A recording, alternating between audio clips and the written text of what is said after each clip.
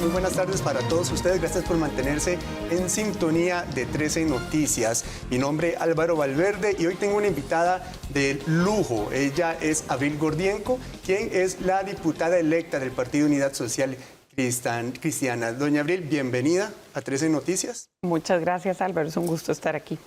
Bueno, doña Abril, sé que seguramente muchas veces ya le han preguntado, entremos en materia, sobre la situación actual de la Unidad Social Cristiana, y usted, al ser diputada electa, será la que tenga esa carga de mantener el partido siempre presente en el próximo Congreso. Pues mire, así es hasta cierto punto, porque lo bueno de pertenecer a un partido histórico como es la Unidad Social Cristiana es pues que ahí hay una estructura, hay una carta ideológica, hay un grupo de personas grande que están, algunos en cargos en las municipalidades, en los gobiernos municipales. Tenemos cerca de 16 alcaldes, muchos síndicos y regidores.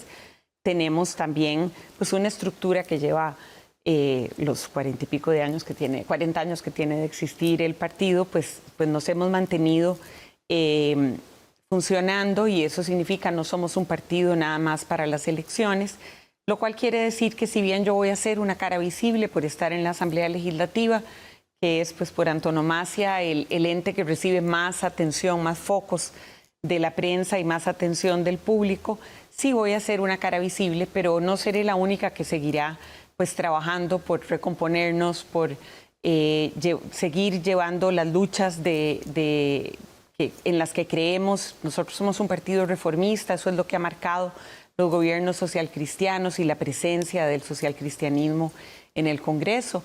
Entiendo que se personalice en mí, pero bueno, no estaré sola. Eso es parte de lo que le iba a consultar. Al estar en este momento representando a la Partido Unidad Social Cristiana, la única representante en el Congreso, ¿será un poco más difícil para usted, tal vez en las iniciativas que vaya a presentar?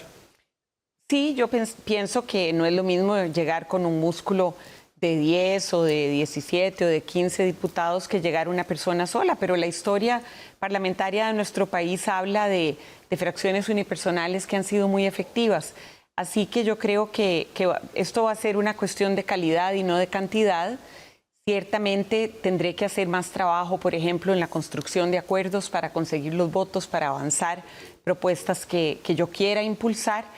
Pero creo que eso es algo de lo que yo parto, de todas formas, de lo que yo partía, ya sea con una fracción unipersonal o con una fracción más grande. Yo creo que la negociación es la base del arte de la política, del oficio de la política, la capacidad de escucha, la capacidad de construir acuerdos por el bien del país. Así que, pues sí, tendré que trabajar un poco más, pero no es algo que me parezca que sea difícil, y creo que además es connatural a la esencia política.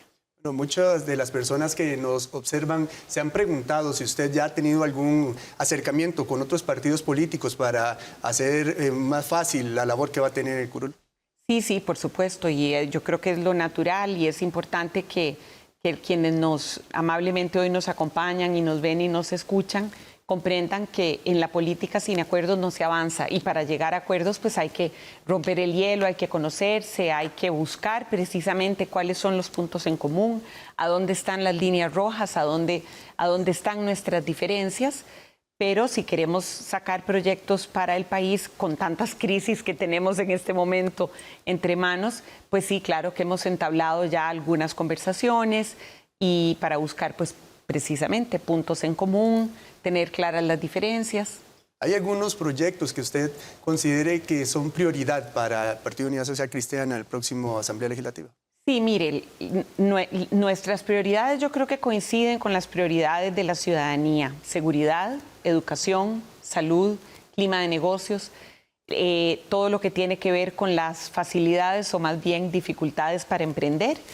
Costa Rica tiene el mayor porcentaje del parque empresarial, es decir, de la gente que emprende o que tiene negocios en Costa Rica, están en lo que llamamos el sector permanente, ¿verdad? La economía permanente, no el régimen especial de las zonas francas, y tienen muchas más dificultades para salir adelante, para iniciar una empresa, para arrancar, para sacar adelante toda la tramitología, que a las zonas francas se les ha facilitado mucho más, pues porque ha habido un enfoque de desarrollo hacia atraer inversión extranjera y facilitarles las condiciones con las que trabajan. Pero nosotros en la unidad tenemos clarísimo que como la gran mayoría de emprendedores no están en las zonas francas, tenemos que facilitarles de la misma manera. Y bueno, nuestro plan el plan de gobierno de don Juan Carlos Hidalgo venía con una serie de propuestas como crear una ventanilla única para el régimen definitivo y yo creo que en eso, por ejemplo, eso es un punto que se comparte prácticamente con todas las fracciones, así que creo que es el tipo de cosas que pueden salir fácilmente. Creo que tenemos que, en seguridad también hay muchas cosas que hay que hacer, buscar de dónde sacar recursos para reforzar las fuerzas de seguridad. Definitivamente se requieren más policías y también hay que equiparlos adecuadamente. Necesitamos más inteligencia. Estamos luchando contra algo que es mucho más grande que el crimen común. Estamos hablando de crimen organizado. Y bueno, el actual gobierno le ha apostado a este acuerdo con los Estados Unidos, pero eso no quiere decir que no tenemos que fortalecernos a nivel interno. Y la otra parte muy importante para tener una mayor seguridad es la prevención. Y la prevención nos habla de fortalecer la educación, nos habla de fortalecer el tejido social, nos habla de oportunidades. Y tenemos un sistema educativo en crisis en este momento. Y si bien mucho de lo que hay que hacer parte del Ejecutivo, hay otras cosas que desde el Legislativo también podemos impulsar.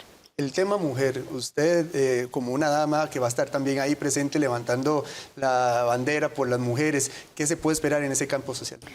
Mire, las mujeres están, por supuesto, en el centro de mis prioridades, pues por un principio de justicia natural y también porque obviamente me identifico con la situación que pasan muchísimas mujeres en el mundo y en el país. Cuando llegamos mujeres a ocupar cargos en la función pública de toma de decisiones, pues tenemos que tener claro que llegamos ahí porque otras mujeres nos abrieron el camino, porque otras mujeres lucharon para que pudiéramos votar, para que pudiéramos tener bienes a nuestro nombre, para que pudiéramos heredar, para que pudiéramos formar parte de la fuerza de trabajo y para que pudiéramos ser electas para cargos de decisión popular. Esto es algo que hoy vemos con más naturalidad, pero que mi abuela, por ejemplo, no tuvo esa oportunidad. Y yo diría que incluso mi mamá, si bien ya creció en un tiempo en el que tenía derecho a votar y a ser electa, todavía había muchísima resistencia social. Se tuvo que llegar a tomar acciones afirmativas y a impulsar la paridad para obligar a que las mujeres entremos. Entonces yo tengo claro que estoy ahí porque me abrieron el espacio. Y también tengo claro que las brechas no se han cerrado y que hay que seguir ampliando ese carril para que lleguen más mujeres. Cuando llegamos, como yo, a una curula, a la Asamblea Legislativa o a otro cargo de decisión, tenemos que tener conciencia de que esa es parte de nuestra misión. No es solo ir a cumplir la parte técnica específica de la materia en la que estemos trabajando, sino que tenemos que abrirle espacio a otras mujeres y que también de alguna forma nuestro desempeño puede inspirar a muchachas, y eso está demostrado en el mundo, que cuando hay mujeres en cargos de decisión, las aspiraciones de las niñas y las jóvenes se elevan. Entonces inmediatamente sacan mejores notas, quieren continuar estudiando, se atreven a buscar trabajos en cosas no tradicionales. Pero en Costa Rica todavía, primero estamos viviendo una condición de resurgimiento de la violencia contra las mujeres, lo cual es sumamente preocupante. Y me refiero a todo tipo de violencia. Los feminicidios es la peor expresión de todas y han aumentado y eso es gravísimo. Y lo más triste es que ocurren en el entorno donde más seguras deberíamos sentirnos, ¿verdad? Generalmente son en el hogar.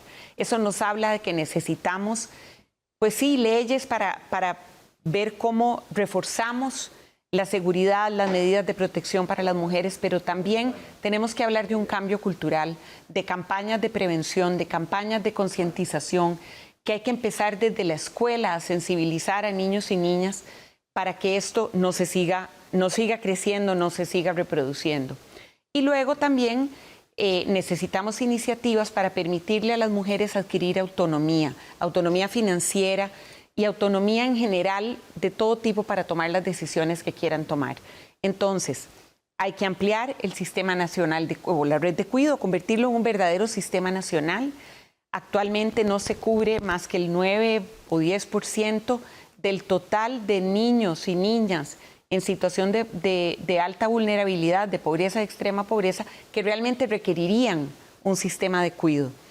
Y eso nos habla entonces que también hay un gran porcentaje de madres que no tienen un sistema de cuidado adecuado y que eso les impide estudiar, trabajar y trabajar sobre todo en condiciones de formalidad, que son las que exigen un horario determinado, para lo cual el sistema de cuidado es tan importante, pero que son las que le garantizan a las mujeres la posibilidad de tener acceso a un sistema de salud de atención integral, que les van a permitir tener acceso a una pensión en el futuro. Entonces, lo que hacemos es reproducir ciclos de pobreza, porque las mujeres que somos súper emprendedoras siempre encontramos en qué trabajar para llevar el pan a la mesa, pero no estamos garantizándonos en el futuro una pensión o no estamos trabajando recibiendo las condiciones salariales, de entorno de trabajo y de seguridad que requerimos.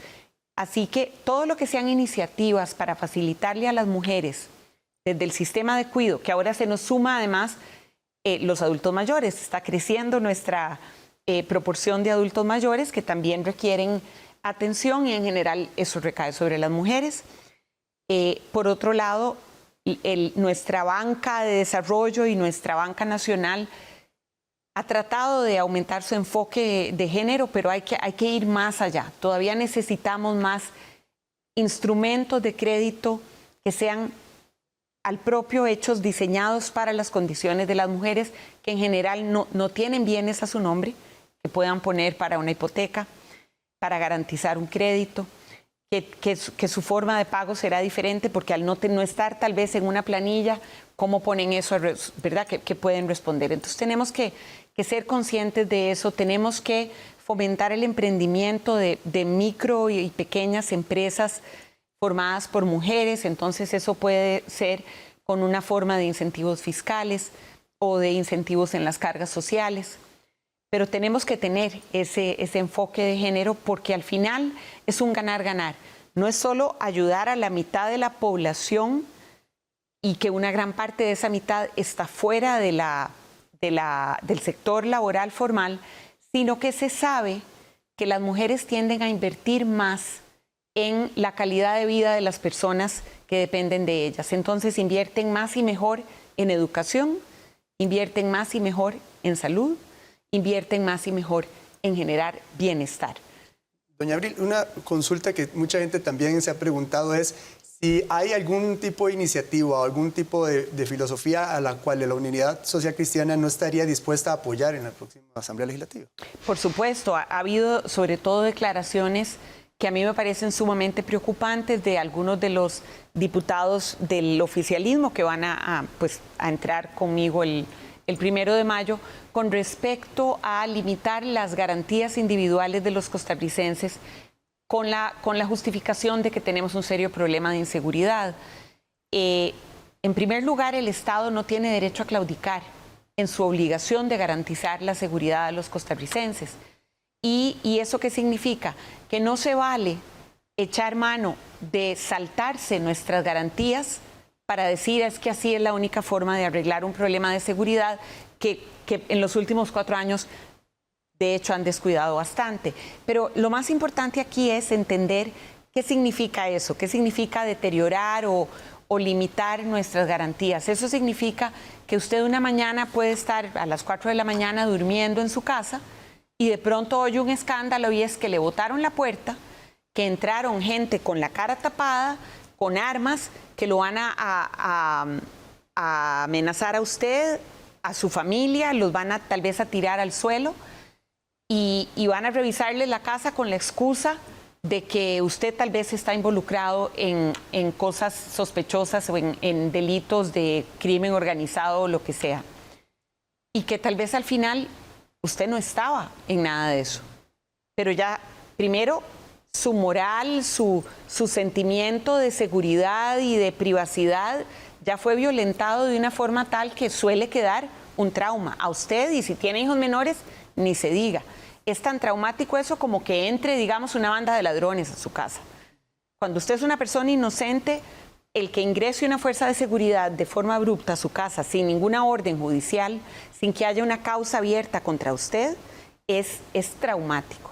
Y además, por supuesto que quedan daños, que vamos a ver cuánto tardarían en reponérselos, y vamos a ver si le van a pagar los psicólogos de sus hijos, o los suyos, o los de su esposa.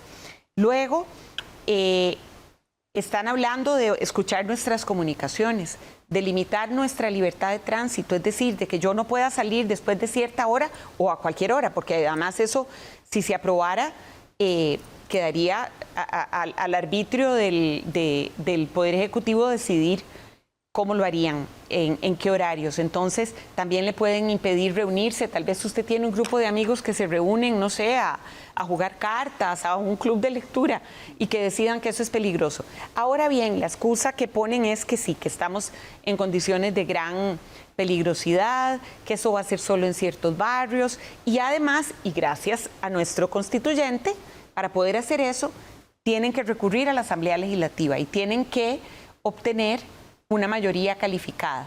Y digo gracias a nuestro constituyente, que valoró tanto nuestras libertades, que dijo esto no se le puede permitir a un gobierno hacerlo sin la autorización de la Asamblea Legislativa. Para eso requerirían 38 votos. Con el mío no van a contar. Y estoy segura que con el voto de mucha otra parte de toda la oposición no van a contar, porque para nosotros de verdad ese tipo de garantías son sagradas.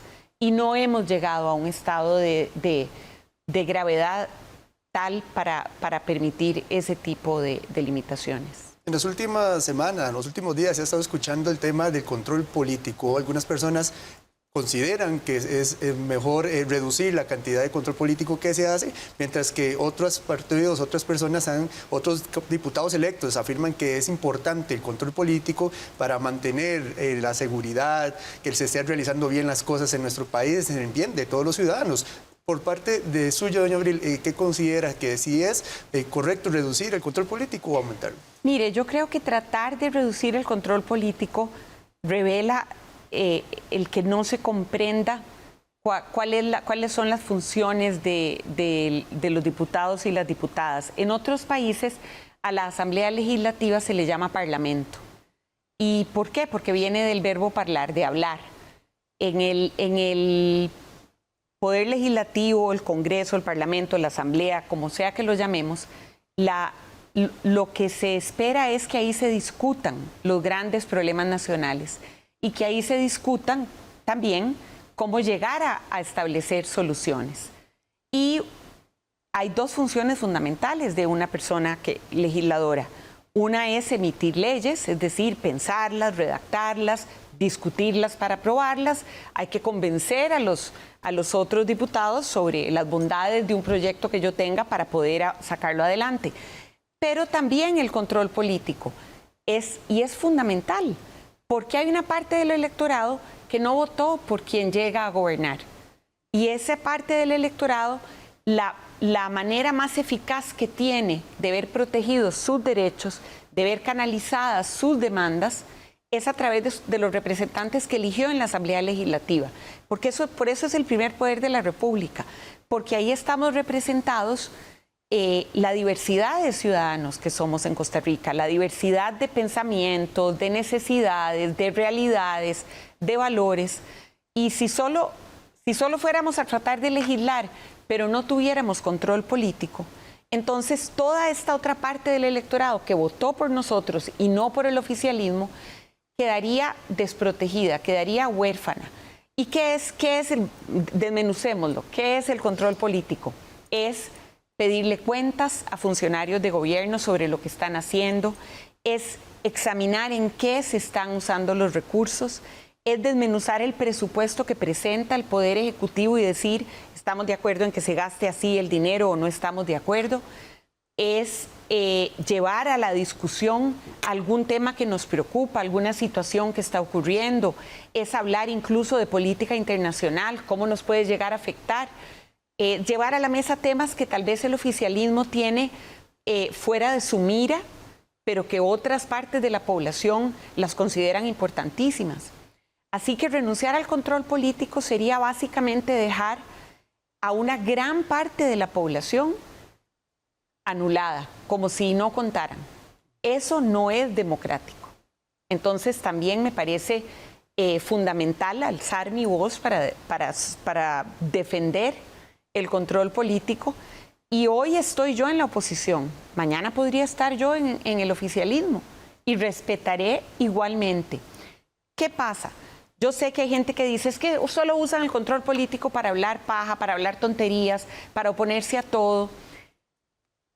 El hecho de que hasta el día de hoy algunos diputados, porque además no podemos generalizar, algunos diputados y diputadas hayan usado el control político de manera banal o de manera inadecuada, eso no habla mal de la herramienta per se, habla mal de cómo se usó. Entonces, tenemos una tarea importante, quienes llegamos en la oposición para el 2026, en usar adecuadamente esa herramienta. Ahora, ¿cuáles serían las primeras ideas o las primeras cosas que va a hacer usted cuando ya ingrese a la Asamblea Legislativa en el mes de mayo? Bueno, yo espero llevar, y en eso estoy trabajando, en una serie de proyectos de ley que quiero impulsar. Algunos tienen que ver con el Poder Judicial, la mora judicial o el problema de la justicia pronta y cumplida es algo que nos duele, que le duele a los costarricenses. Me interesa muchísimo también pensar en algunas reformas importantes a la arquitectura en sí del Estado y me interesa llevar reformas también, proyectos sobre educación o retomar algunos que están en este momento en la corriente legislativa y que probablemente pues no haya tiempo de terminarlos. Hay otros de carácter electoral que yo misma he impulsado junto con un grupo de ciudadanos con los que he trabajado por muchos años desde la sociedad civil e incluso trabajamos en un texto en común con el Tribunal Supremo de Elecciones y con don Carlos Felipe García, uno de los diputados de la Unidad, para fortalecer el sistema de partidos, para generar más transparencia.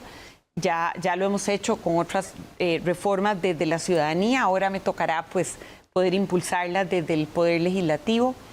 Y luego, de nuevo, en seguridad, en educación, hay que trabajar en la creación de un sistema de macroevaluación que sea adecuado, que sea robusto, que se base en evidencia científica y que arroje resultados que le permitan al sistema autocorregirse.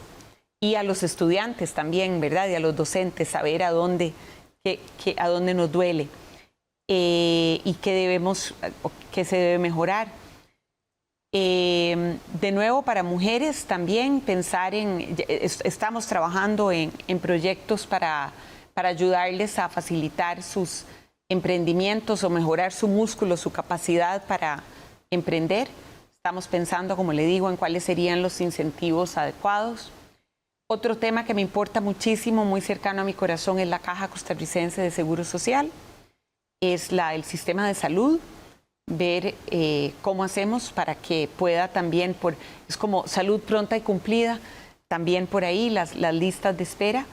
De nuevo, seré una diputada, no llevo una fracción fuerte, pero creo que ser una voz que constantemente esté alertando de aquellas cosas que es importante mantener el dedo en el renglón porque son fundamentales para la paz social de este país, para la calidad de vida, para aliviarle la carga a las madres, sobre todo a las madres solas, a las madres que están en pobreza, para recuperar a tantos muchachos que están saliendo del sistema educativo porque no se sienten motivados y porque ven en el crimen organizado, en el narcomenudeo, ven oportunidades de plata fácil y eso es como un espejismo. La cultura, por ejemplo, es el otro gran elefante en la habitación que tenemos años de no invertir en cultura. Cómo volver a poner a la cultura en el centro de la política pública. Y yo sé que estamos en tiempos de vacas flacas y que la situación fiscal, a pesar de que se han apretado tanto la faja a costa del sector social, seguimos teniendo una situación fiscal complicada, pero existen las alianzas público-privadas, existe la cooperación internacional, existe la posibilidad de recurrir al potencial que tienen per se las comunidades, y eso va también dentro de la línea de la prevención en temas de seguridad. Cuando hay una comunidad rica en cultura, rica en deporte, rica en actividades recreativas que hacen a la gente soñar, que construyen tejido social, que invierten en construir identidad, pues también eso aleja al crimen y acerca a las familias y acerca a las comunidades y les habla a los muchachos otro idioma, el idioma de poder soñar y de poder creer que pueden hacer algo diferente y que la felicidad no está solo en comprarse los tenis último modelo que salieron, sino en realizar plenamente sus aspiraciones. Abril, para terminar y terminando, sabemos que en la actual la Asamblea Legislativa el partido tiene una buena representación. Ahora queda en manos suyas, la única representante de la unidad, pero también con el peso de hacer muy bien las cosas, porque el electorado del partido está con los ojos, con las esperanzas sobre usted y tratar de recuperar esa gran cantidad de diputados que en las próximas elecciones. ¿Qué significa eso para usted? Pues mire, significa una gran responsabilidad, pero le voy a ser muy franca. Si hubiera ido yendo sola o si hubiera ido con más compañeros, yo todo lo que hago me lo tomo con mucha responsabilidad y mucho compromiso. Entonces, como le decía al principio, sí voy a ser la cara más visible del partido, pero el partido no depende solo de mí, el partido existe por sí solo de todas maneras. Yo trataré de hacer mi mejor trabajo, pienso ejercer mi cargo con mucha decencia, con mucha capacidad de escucha y de negociación, con mucho respeto por mis colegas diputados y diputadas, sean o no, serán de otros partidos. Y creo que eso es lo que yo deseo proyectar, que somos un partido propositivo, un partido reformista, un partido que pone al ser humano en el centro de todas sus políticas, y eso significará que a veces podré estar de acuerdo con proyectos que propone el oficialismo y a veces no, y a veces puede ser que yo esté de acuerdo en impulsar iniciativas con otros partidos o que lo haga yo sola, pero en realidad lo que significa es que voy a trabajar con gran responsabilidad, dedicación, decencia y respeto.